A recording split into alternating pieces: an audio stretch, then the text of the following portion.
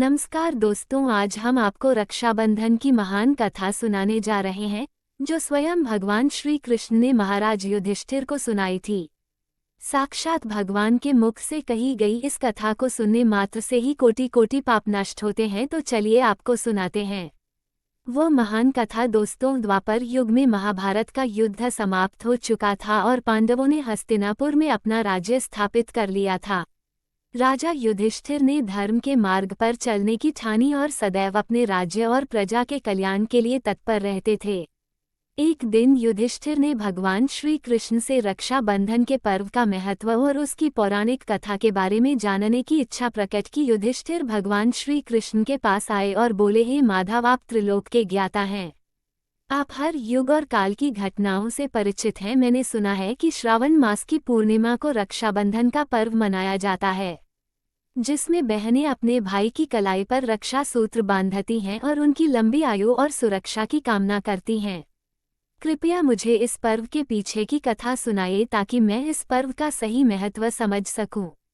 श्री कृष्ण मुस्कुराए और बोले, धर्मराज, तुम्हारा ये प्रश्न अत्यंत महत्वपूर्ण है। रक्षाबंधन का पर्व न केवल भाई बहन के पवित्र रिश्ते का प्रतीक है, बल्कि यह धर्म, वचनबद्धता और भक्ति भाव का भी प्रतिनिधित्व करता है। इस पर्व के पीछे एक प्राचीन कथा है जो त्रेता युग में घटित हुई थी। ये कथा महान दानवीर राजा बलि और देवी लक्ष्मी से संबंधित है। मैं तुम्हें वो कथा सुनाता हूँ जिसे सुनकर तुम इस पर्व का असली अर्थ और महत्व समझ सकोगे। युधिष्ठिर कहते हैं, हे केशव, कृपया मुझे वो कथा सुनाइए। मैं इस कथा को सुनने के लिए उत्सुक हूँ। श्री कृष्ण ने कथा आरंभ करते हुए कहा, हे युधिष्ठिर, प्राचीन काल की बात है जब देवताओं और दानवों के बीच निरंतर युद्ध होते रहते थे। दानवों ने कई बार स्वर्ग पर आक्रमण किया, लेकिन देवताओं की चतुराई और भगवान विष्णु की कृपा से वे हर बार पराजित हो जाते थे। एक समय की बात है, देवताओं और दानवों के बीच एक संधि हुई और उन्होंने मिलकर समुद्र मंथन का निश्चय किया। समुद्र मंथन का आयोजन एक विशाल पर्व था जिसमें देवता और दानव दोनों ने मिलकर मंदराचल पर्वत को मथानी और नागराज वासुकी को रस्सी के रूप में प्रयोग किया। समुद्र मंथन से अनेक प्रकार के रत्न, औषधियां और अमृत निकला। इन रत्नों को देवता और दानव आपस में बांटने लगे, लेकिन जब अमृत निकला तो देवताओं ने अपनी चतुराई से उसे प्राप्त कर लिया और दानवों को उसका भाग्य नहीं दिया। इस छल से दानव अत्यंत क्रोधित हुए और उन्होंने देवताओं को अपना सबसे बड़ा शत्रु मान लिया। समुद्र मंथन के दौरान ही देवी लक्ष्मी का प्राकट्य हुआ। वे अत्यंत सुंदर और तेजस्वी थी और उनके प्रकट होते ही वे भगवान विष्णु के पास चली गई। इस कारण उन्हें समुद्र की पुत्री कहा जाता है। ही युधिष्ठिर, देवताओं से अमृत और लक्ष्मी को खोकर सभी दानव अत्यंत क्रोधित हो गए और वे देवताओं से प्रतिशोध लेना चाहते थे, किंतु बार बार प्रयत्न करने के बावजूद भी दानव देवताओं को जीत नहीं सके। सत्य युग में एक ऐसे तेजस्वी पुरुष का राक्षस कुल में जन्म हुआ जिसने तीनों लोकों पर अपना आधिपत्य स्थापित किया। युधिष्ठिर कहते हैं, हे केशव, इन सब घटनाओं का रक्षा बंधन से क्या संबंध है? भगवान श्री कृष्ण कहते हैं, हे युधिष्ठिर, इन सभी घटनाओं का रक्षा बंधन से संबंध अवश्य है, इसलिए तुम ध्यान से इस कथा को सुनो। सत्य युग में राक्षस कुल में एक परम तेजस्वी और दया राजा का जन्म हुआ जिनका नाम था महाराज बलि। वे दानव कुल में जन्म लेने के बावजूद अत्यंत धर्मप्रिय, दानवीर और ज्ञानी थे। उनके अंदर दानवों के जैसे कोई भी बुरे लक्षण नहीं थे। वे महादेव के परम भक्त थे और सदैव सृष्टि के कल्याण के लिए कार्य करते थे। महाराज बलि भक्त प्रहलाद के पौत्र थे। भक्त प्रहलाद स्वयं राक्षस राजा हिरण्यकशिपु के पुत्र थे, लेकिन वे भगवान विष्णु के परम भक्त थे। प्रहलाद के संस्कार महाराज बलि में भी समाहित थे। वे अपने पूर्वजों की तरह ही धर्म और दान के मार्ग पर चलते थे। एक दिन महाराज बलि ने संपूर्ण पृथ्वी पर अपना आधिपत्य स्थापित करने के लिए 101 यज्ञ करने का निश्चय किया। इस यज्ञ के पूर्ण होते ही वे स्वर्ग और पृथ्वी के अधिपति बन जाएंगे। इस घटना से देवता अत्यंत भयभीत हो गए और सोचने लगे कि अगर दानवों को अमृत प्राप्त हो गया तो उन्हें रोकना असंभव हो जाएगा। देवता अपनी चिंता लेकर भगवान विष्णु के पास गए और उनसे प्रार्थना करने लगे, हे प्रभु, हमारी रक्षा कीजिए।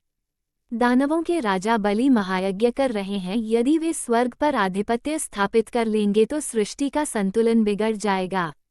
तब भगवान विष्णु देवताओं से बोले, हे देवताओं, तुम चिंता मत करो, अब मेरा वामन अवतार का समय निकट आ चुका है। इसलिए मैं स्वयं ही राजा बलि के पास जाकर तुम्हारी समस्या का निवारण करूंगा। भगवान विष्णु के मुख से ऐसे वचन सुनकर समस्त देवता प्रसन्न हुए और अपने लोक को लौट गए। फिर भगवान विष्णु ने एक बटुक ब्राह्मण का रूप धारण किया और धरती लोक पर प्रकट हुए। जिस स्थान पर राजा बलि का यज्ञ चल रहा था वहां वे पहुंचे। उस स्थान पर महाराज बलि अपने गुरु शुक्राचार्य के साथ यज्ञ कर रहे थे। उस समय उनका अंतिम यज्ञ संपन्न होने वाला। तब वामन रूपी भगवान विष्णु ने कहा, हे राजन, मैं आपके पास एक याचना लेकर आया हूँ। यदि आप मेरी याचना पूर्ण करते हैं तो मैं आपका आभारी रहूंगा। राजा बलि ने अपने द्वार पर आए उस बटुक ब्राह्मण का स्वागत किया और कहा, हे ब्राह्मण देव, आप जो भी दान दक्षिणा चाहते हैं उसे बेझिझक मांग लीजिए, मैं आपको वह अवश्य प्रदान करूंगा। इतना कहकर महाराज बलि यज्ञ से उठकर बटुक ब्राह्मण के पास चले गए। तब बटुक ब्राह्मण ने कहा, हे राजन, मुझे केवल 3 पग भूमि की आवश्यकता है जिस पर मैं यज्ञ कर सकूं, इसलिए आप मुझे उतनी ही जमीन दीजिए जितनी मैं अपने 3 पग में नाप सकूं। राजा बलि ने हंसते हुए कहा, हे ब्राह्मण देव, आप केवल 3 पग भूमि की मांग करते हैं, आप चाहे तो पूरी पृथ्वी मांग सकते हैं। 3 पग भूमि मांगकर आप मेरा उपहास उड़ा रहे हैं। राजा बलि ने अहंकार में कहा, आप मांग कर तो देखिए, यदि मैं दे ना सकूं तो मेरा वचन झूठा हो जाएगा। उस बटुक ब्राह्मण ने कहा, हे राजन, मनुष्य को जितनी आवश्यकता हो केवल उतना ही मांगना चाहिए। आवश्यकता से अधिक मिलने पर मनुष्य की तृष्णा बढ़ती जाती है। आपने समस्त पृथ्वी को अपने आधिपत्य में ले लिया है, क्या इससे आपकी तृष्णा कम हुई है? नहीं ना। अब आपको स्वर्गलोक का आधिपत्य चाहिए, इसीलिए मनुष्य को जितनी कामना हो केवल उतना ही मांगना चाहिए। बटुक ब्राह्मण की बात सुनकर महाराज बलि को बड़ी ग्लानि हुई। उन्होंने विनम्रता से कहा, हे ब्राह्मण देवता, आप उम्र में तो मुझसे बहुत छोटे हैं, किंतु आपकी बातें ज्ञान से परिपूर्ण है, इसीलिए यदि आप केवल 3 पग भूमि मांगते हैं तो मैं आपको वह प्रदान करता हूँ। इतने में ही शुक्राचार्य कहते हैं, हे राजन, ये बटुक ब्राह्मण कोई देवता है जो ब्राह्मण का रूप धारण करके आया है, इसलिए बिना सोचे समझे दान देने का वचन देकर तुम बड़ी भूल कर रहे हो। महाराज बलि ने कहा, हे गुरुवर, यदि यह कोई देवता है तो यह मेरा बड़ा सौभाग्य है कि मैं देवताओं को भी दान दे रहा हूँ। मेरे द्वार पर आया हुआ याचक खाली हाथ चला जाए, यह मुझे कदापि स्वीकार नहीं है, इसलिए मैं इस ब्राह्मण को दान अवश्य करूंगा। महाराज बलि की बात सुनकर शुक्राचार्य क्रोधित हो गए और उस स्थान से चले गए। महाराज बलि ने बटुक ब्राह्मण से कहा, हे ब्राह्मण देवता, आपकी याचना के अनुसार मैं आपको 3 पग भूमि देने का वचन देता हूँ। जैसे ही राजा बलि ने यह वचन दिया, बटुक ब्राह्मण ने अपना असली रूप प्रकट किया। भगवान विष्णु वामन अवतार में प्रकट हुए और उनका आकार इतना विशाल हो गया कि उन्होंने एक ही पग में स्वर्ग नाप लिया, दूसरे पग में संपूर्ण पृथ्वी को नाप लिया और तीसरे पग के लिए जब कोई स्थान नहीं बचा तब वामन भगवान ने राजा बलि से कहा, हे राजन, अब मेरे तीसरे पग के लिए कोई स्थान नहीं बचा, इसलिए आपका वचन तो झूठा हुआ। राजा बलि समझ गए कि यह कोई साधारण ब्राह्मण नहीं बल्कि साक्षात भगवान विष्णु ही है। उन्होंने सिर झुकाते हुए कहा, हे प्रभु, मेरा वचन झूठा नहीं होगा, इसलिए आप तीसरा पग मेरे सिर पर रख दीजिए। राजा बलि के वचन का पालन करते हुए भगवान वामन जी ने अपना तीसरा पैर राजा बलि के मस्तक पर रख दिया। राजा बलि के इस त्याग और दानवीरता से भगवान विष्णु अत्यंत प्रसन्न हुए और उन्होंने अपना असली रूप प्रकट किया। उन्होंने वामन अवतार का रूप छोड़कर चतुर्भुज रूप धारण किया। उन्होंने राजा बलि को आशीर्वाद दिया और कहा, हे राजन, मैं तुम्हारी दानवीरता और भक्ति से अत्यंत प्रसन्न हूँ, इसलिए मैं तुम्हें दान देता हूँ कि सावर्ण मनवंतर में तुम्हें इंद्र का पद प्राप्त होगा, तब तक तुम पाताल लोक में निवास करोगे। इस आशीर्वाद को पाकर राजा बलि अत्यंत प्रसन्न हुए और वे पाताल लोक में निवास करने चले गए। पाताल लोक में उन्होंने भगवान विष्णु की भक्ति और तपस्या आरंभ की। पाताल लोक में राजा बलि ने भगवान विष्णु की भक्ति में लीन होकर उनकी प्रसन्नता प्राप्त की। उन्होंने अन्न और जल का त्याग कर दिया और केवल भगवान विष्णु का स्मरण करते हुए कठोर तपस्या में लीन हो गए। उनकी तपस्या से तीनों लोकों में हलचल मच गई और देवता भी उनके तप से प्रभावित हुए। एक दिन उनकी कठोर तपस्या से प्रसन्न होकर भगवान विष्णु ने समुद्र के भीतर प्रकट होकर महाराज बलि के सामने अपना दिव्य रूप धारण किया। भगवान विष्णु के तेज और प्रकाश से समुद्र के भीतर का स्थान दिव्यता से भर गया। महाराज बलि ने अपनी आंखें खोली और भगवान विष्णु को अपने सामने खड़ा देखकर तुरंत उनके चरणों में नमन किया। महाराज बलि ने अपने हाथ जोड़कर भगवान विष्णु से कहा, हे प्रभु, आप मेरी साधना और भक्ति से प्रसन्न होकर प्रकट हुए हैं। यह मेरे लिए परम सौभाग्य की बात है, कृपया मुझे अपना आशीर्वाद दे। भगवान विष्णु ने मधुर मुस्कान के साथ कहा, हे महाबली, तुम्हारी तपस्या और भक्ति ने मुझे अत्यंत प्रसन्न किया है। तुमने अपने तप से न केवल पाताल लोक बल्कि स्वर्ग लोक को भी आशीर्वाद कर दिया है। मैं तुमसे प्रसन्न हूँ और तुम्हें वरदान देने के लिए यहाँ आया हूँ। अपनी इच्छा प्रकट करो, जो भी तुम मांगोगे वह तुम्हें प्राप्त होगा। महाराज बलि ने विनम्रता पूर्वक कहा, हे प्रभु, मैं आपसे कोई भौतिक वरदान नहीं मांगना चाहता। मेरी एक ही इच्छा है कि मैं सदा आपके चरणों में रह सकूं और आपकी सेवा कर सकूं। मुझे कोई पद, सत्ता या धन नहीं चाहिए, केवल आपका सानिध्य चाहिए। कृपया मुझे ऐसा आशीर्वाद दे कि मैं आपके साथ रह सकूं और आपके सेवक के रूप में जीवन यापन कर सकूं। भगवान विष्णु ने महाराज बलि की भक्ति और समर्पण से अत्यंत प्रभावित होकर कहा, हे बलि, तुम्हारी यह विनम्रता और भक्ति अनुकरणीय है। तुमने जो मांगा है वह तुम्हारे महान चरित्र का प्रमाण है। मैं तुम्हारी इच्छा पूरी करूंगा। मैं तुम्हारे साथ पाताल लोक में निवास करूंगा और तुम मुझे सदा अपने पास पाओगे। महाराज बलि ने भगवान विष्णु से कहा, हे प्रभु, आप समुद्र के भीतर प्रकट हुए हैं, जो ये संकेत देता है कि आप सृष्टि के हर अंश में व्याप्त हैं। आपके साथ पाताल लोक में निवास करना मेरे लिए अत्यंत गर्व की बात होगी।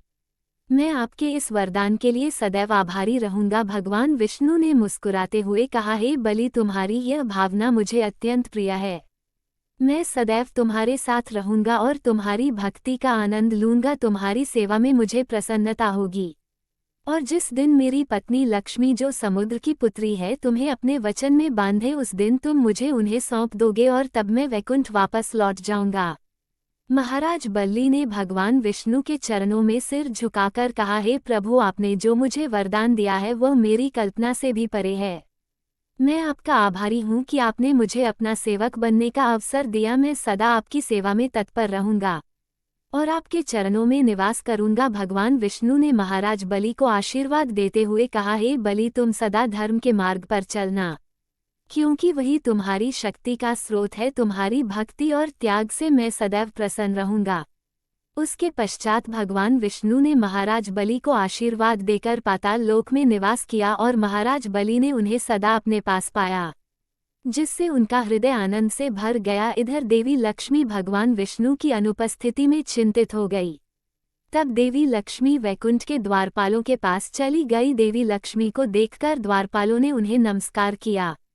देवी लक्ष्मी ने उनसे पूछा, हे पार्षदों, भगवान विष्णु कहाँ पर चले गए हैं? तुम सब पता करके आओ। वे पार्षद बोले, हे माता, प्रभु तो पाताल लोक में महाराज बलि के यहाँ पर निवास कर रहे हैं। उन्होंने महाराज बलि को यह वरदान दिया है कि वे अब पाताल लोक में उनके साथ निवास करेंगे।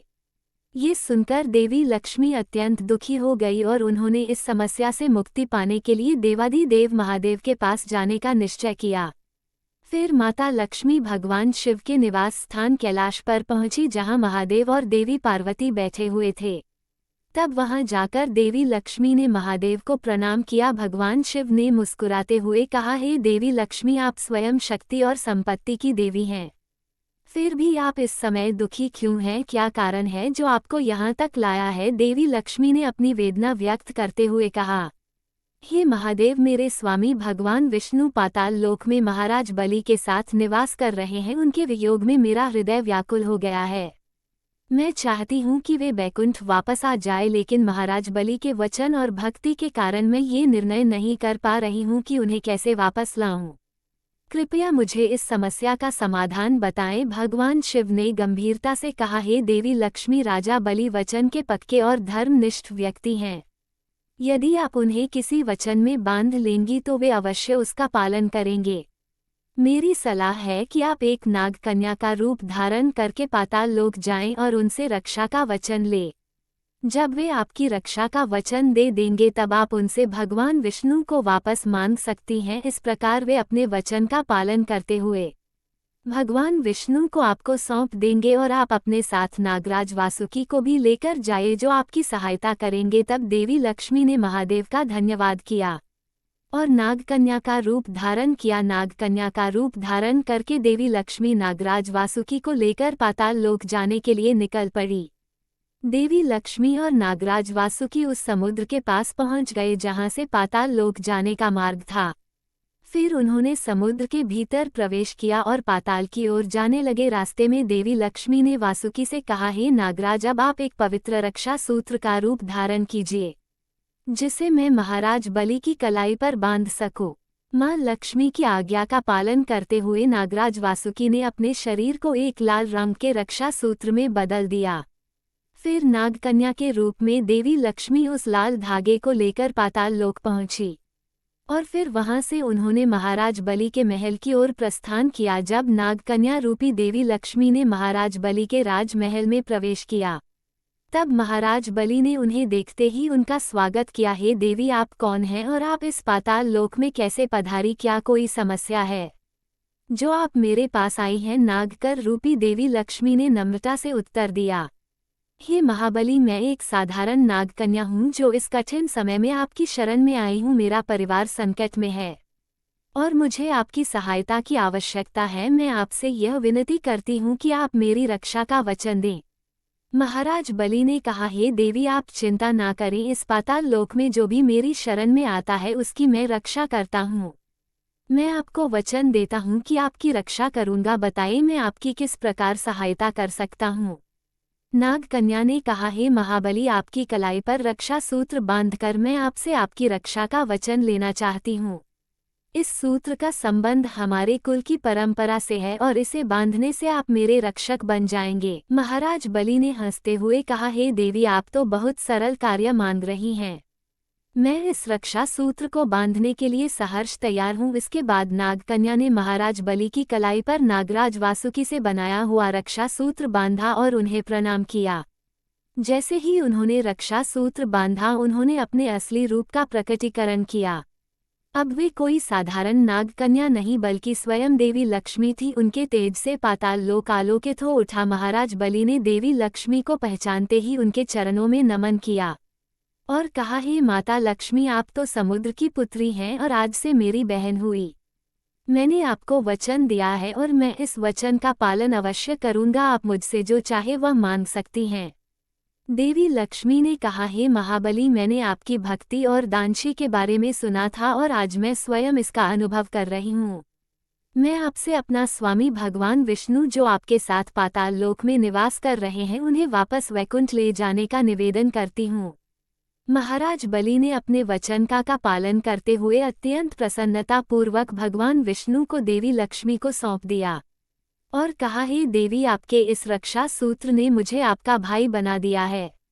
अब से हर वर्ष श्रावण मास की पूर्णिमा के दिन जब भी कोई बहन अपने भाई की कलाई पर रक्षा सूत्र बांधेगी उसका भाई उसकी रक्षा के लिए सदा बंधन में बंध जाएगा और मैं इस वचन के लिए सदा तत्पर रहूंगा।